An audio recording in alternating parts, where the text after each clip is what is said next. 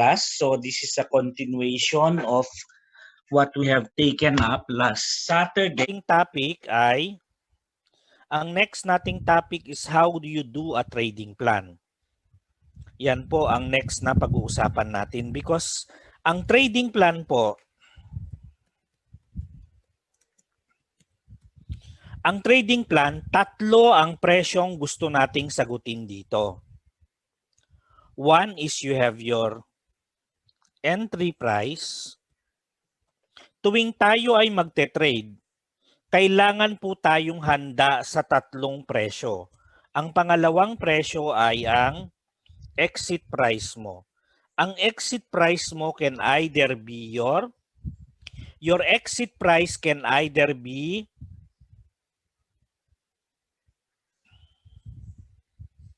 which is A.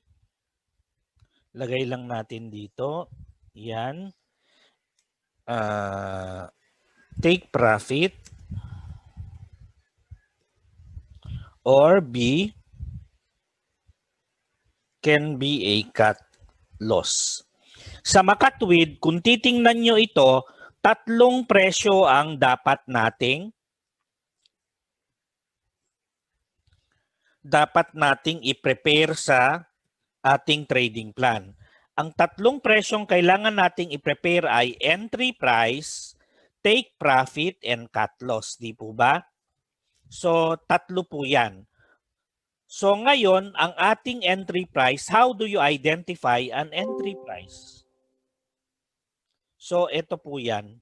Halimbawa, nakatingin tayo sa chart because a chart will tell us where to enter and when to exit. Yun po. Kasi hindi naman tayo tutulungan ng fundamental analysis natin kung magte-trade tayo. Gusto kong mag-buy ngayon, saan ba ako pwedeng mag-buy? Your fundamental analysis will not, it will only tell you that there is weakness in dollar, there is weakness in the British pound because of the Brexit issue, but it will not tell you when you can buy or when you can sell. So yun po ang ano natin dito. That is now the significance of using your technical analysis. So halimbawa, nakita mo dito na this is a good buying price kasi ang sinasabi natin, pagka nag-break, bumabalik din yan pataas. Once it breaks from a trend line, bumabalik din yan pataas. Don't you worry, I will discuss more of this pagka sa ating advanced classes po. Either you look at it this way or you look at it from a trend line perspective, yan, it is still valid. Yan, so kung dyan mo naman tiningnan yan, dito ka na-guide, so you buy here at this price level. Anong price level yan? You buy at 75, 82 level area. So yan po yung buying mo. So kung ikaw ay gumagawa ngayon ng trading plan, ang tawag po dito sa trend line natin, dito sa moving averages natin, or dito sa previous high which now becomes your support, ay resist support because na-break na siya, no? So those areas become your areas of value. So when you make a trading plan, the first thing that you do is find for market structure.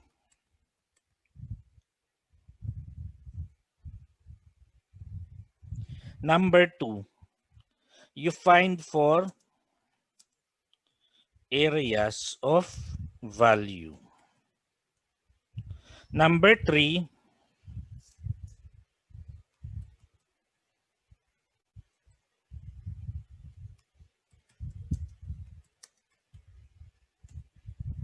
look for entry setup. Number 4,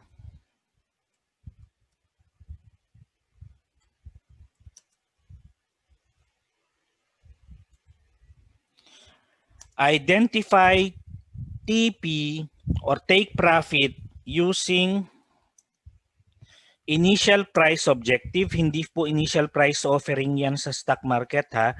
Ang IPO po, so in our parlance is initial price objective. In technical analysis parlance, is initial price objective.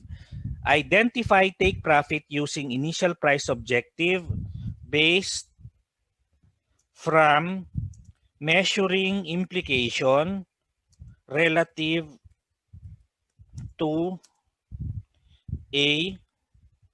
an area of value.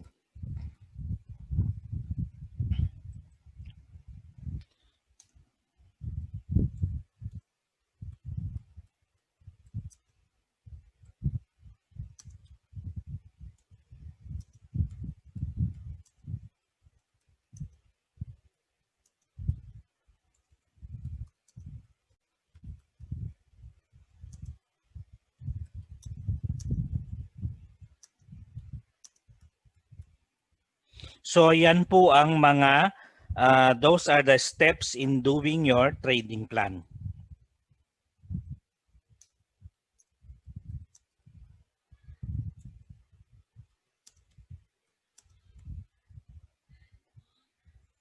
So clear po tayo. So yung entry setup po natin, nagawa na po natin kanina. So first, what you do is identify the market structure. Ano po ba ang market structure? Pagka hindi mo alam or pagka ikaw ay nagugulumihanan sa market structure mo, ang aalamin mo lang naman sa market structure if it is up or down. Yun lang po. Tatanungin mo lang sa sarili mo, ang market ba papunta sa taas or papunta sa baba? Di ba we have already discussed how to identify if the market is going up or going down. You either try to spot the series of increasing highs and increasing lows or series of decreasing highs and decreasing lows. Kung hindi naman, if you cannot identify those things, baka sideways ang market. Meaning, pagka sideways ang market, consolidating or range trade ang ginagawa niya. Hindi siya nagte-trend because there is no direction, seeming direction for the market. So kung dito, kung titingnan mo, if you may kasabihan tayo, you cannot see the forest if you look at the tree alone. So pagka masyado pong naka-zoom yung nyo, baka hindi mo makita yung trend. Kasi kung ganito lang yung yung chart mo, tinitingnan mo lang siya, kahit po maghapon yung titigan yan, wala po kayong makikitang trend dyan. What you do is you unzoom your screen so that you will be able to see clearly what is the trend. So ito makikita mo clearly the trend is uptrend, di po ba? So yan. So when you are able to identify an area of value, ito ngayon ang nakita mo in conjunction with this probably your MA26, nasabi mo sa sarili mo ngayon, dito ako papasok. Yan, dito po ako papasok. So yan ang magiging entry level mo. Yan ang magiging entry price mo. Ngayon naman, ang magiging target mo ay kasi meron tayong rule sa technical analysis na kung ano man yung pinakamalayong narating ng trend line, ng price action from the trend line, doon din pupunta ang presyo. So yan ay hindi pa niya nararating. So this will still be a valid target for your price action as long as market structure is not broken.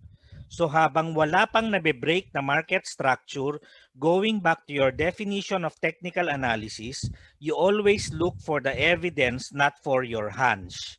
So kung ang evidence ay paakyat pa rin, then paakyat nga siya. Anong magagawa mo? Huwag mong paniniwalaan si Madam Auring at this point. Although she's already resting in peace. Yan. So ang next, you have identified your entry level, you have identified your target price or your take profit. Now you will identify your cut loss. Saan ako magka-cut loss? So ngayon, ito po. You go to your hourly.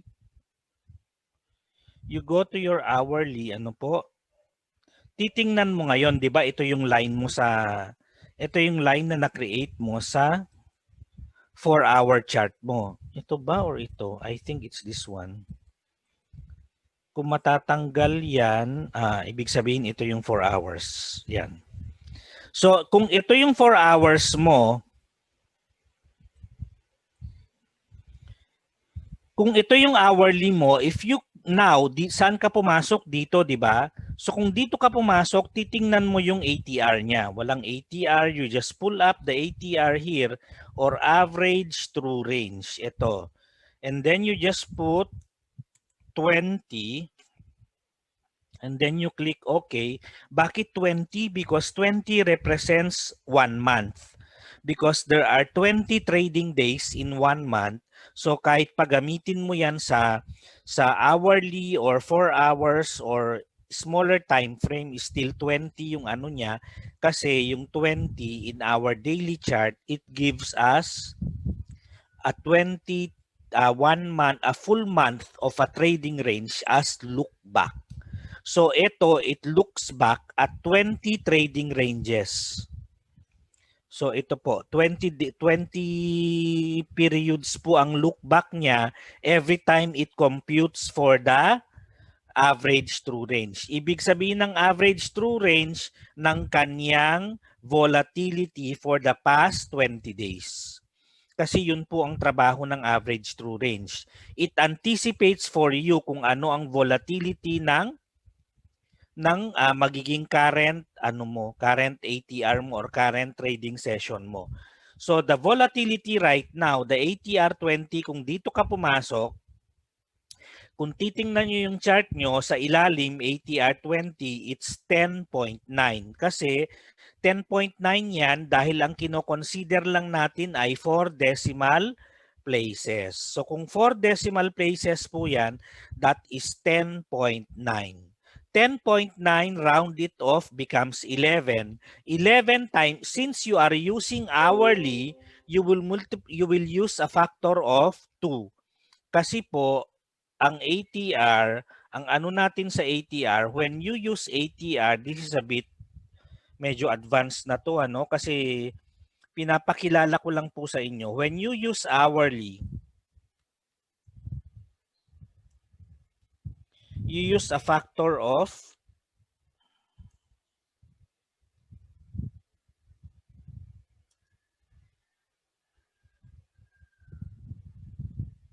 ibig sabihin ng 1 hour ang chart na ginamit mo, ang gamitin mong factor 2.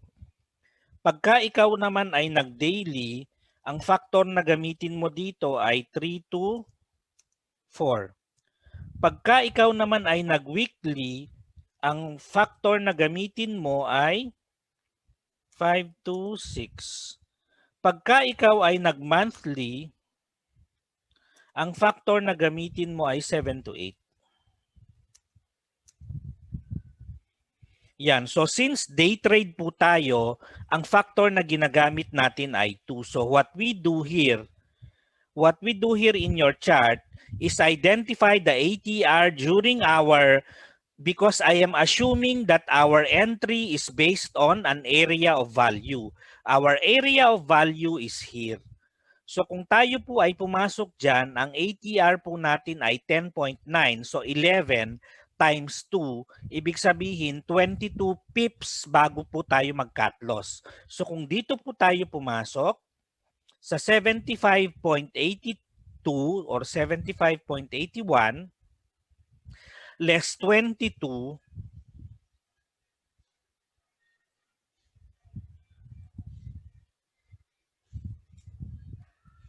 equals 0.75.81 less 0.0022,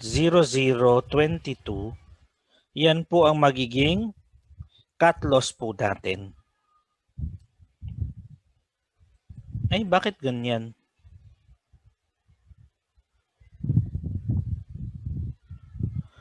Kasi naka-round off to. Let's format it to 4 decimal places. Yan. So ito po yan ang magiging cut loss mo. Halimbawa, na-compute mo na ito ang magiging cut loss mo, 22 pips. Ngayon sa ating pagko-compute ng ating, 'di ba, nasagot na natin, meron na tayong entry price. Ang entry price na nasagot natin dito ay 0.7581, di po ba? Ang target price po natin ay ito, 'di ba? Nasagot na rin natin 'yan.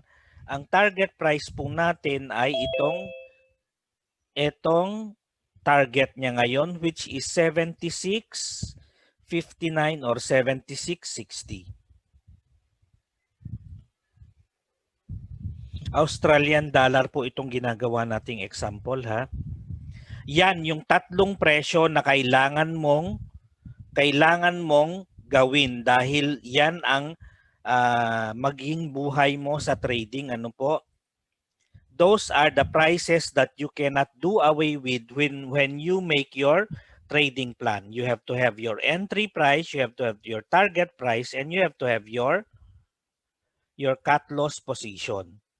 So yung target price mo doesn't have to be very, very rigid. If you see that it is already going against you, you may opt to put a trailing stop, or you may take profit right away before your target price is hit. Pwede din pong option yon, putting a trailing stop. Ang ibig sabihin ng trailing stop is just pagka bumaba ang presyo, let's say umakyat ang presyo ng 50 pips, pabor sa'yo. Pag bumaba ng 10 pips yan, magte-take profit ka na. So yun po ang ibig sabihin ng trailing stop.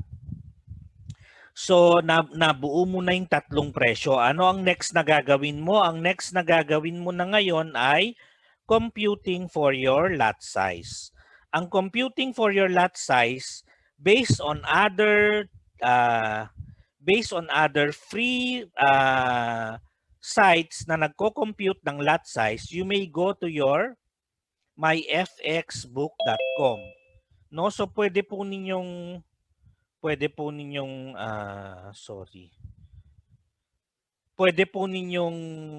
i-compute dito. Let's say for example, you invested $1,000. Ay, ito na pala. Yan, $1,000. Ang gusto mo lang i-risk ngayon, you may choose to present your risk as ratio, or you can use actual money. Pagka pinili mo swap with money, ang gagawin nun is money ang magiging basis ng risk mo. Halimbawa, you only want to lose $10 for this trade.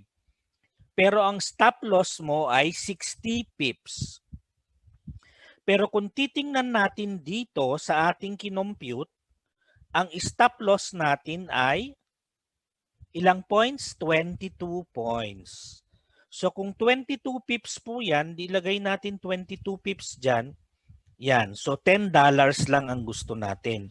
And we are trading Australia, New Zealand, Australia, AUD, USD. Yan. So ika-calculate na natin, just press calculate. Ibig sabihin, pagka nag-trade ka, ang iyong ite-trade ay 0.045. Saan mo gagamitin ngayon itong 0.045? Dito po ngayon papasok yan sa ating volume. Yan, ilalagay mo ngayon dyan 0.045. Yan po ang magiging volume mo ngayon para pagka tinamaan yung stop loss mo, ang matatamaan lang sa'yo ay ang, syempre you have to check also AUD USD here, ano po? Dahil AUD USD ang ginagamit nating example, AUD USD ang ating hahanapin dito. Why is it so difficult to find for AUD USD?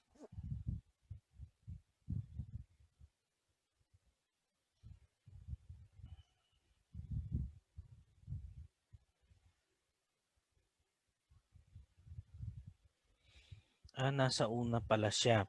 So ito po yung ating itsura ng, ito po ang wag niyong kakalimutan, nag-compute nga kayo, hindi niyo naman nilagay dito. And then you put here, para hindi po kayo malito, lot size, ilalagay mo ngayon dito, 'di ba? Ito nakuha mo na. Entry price, nakuha mo na 'yan, 'di ba? Kopyahin mo, ilagay mo dito as your entry price. Tapos yung take profit mo, kopyahin mo, ilagay mo ngayon sa take profit mo. Tapos yung cut loss mo, kopyahin mo, cut loss mo, kopyahin mo, ilagay mo ngayon dito para ikaw ay hindi malito. So copy, ilagay natin ang entry price dito. Tapos ang lot size mo, ilagay mo dito which is 0.045. So ngayon, ready ka nang mag-trade kasi meron ka na nito. So pag na-compute mo na yan, lahat-lahat, magte-trade ka na ngayon. So yun po yung ilalagay mo po dito sa mga fill in the blanks. You will now know when is your stop loss kasi ang stop loss mo nagawa mo na sa trading plan mo. Ang stop loss mo ay ito, di ba? Ito ang cut loss mo. Ito ang take profit mo. So yun po lang ang ilalagay natin sa ating dito po. Halimbawa, nag-trade tayo ng AUD. Nawala na naman siya. Halimbawa, nag-trade po tayo dyan. So, ilalagay mo yung cut loss dito. Ilalagay mo yung take profit dito. And then, whether buy or sell, you just click the price. Or kung hindi pa naman inaabot yung price mo, you can put a pending order. So, ang pending order mo yan, it's either buy or sell limit. So, you may put the price here. You may put your price here. Pagka tinamaan, ipe-place mo po yan. So, pagka place mo yan, aantayin niya yung presyo na tamaan niya. Yan po ang gamit ng buy limit or sell limit. But your buy limit should always be lower than the current price and your sell limit should always be higher than the current price. So ayun po ang basically yan po yung ating lot size. Or basically that is how you plan your trade. Ano po? So kung may question po, please feel free to ask.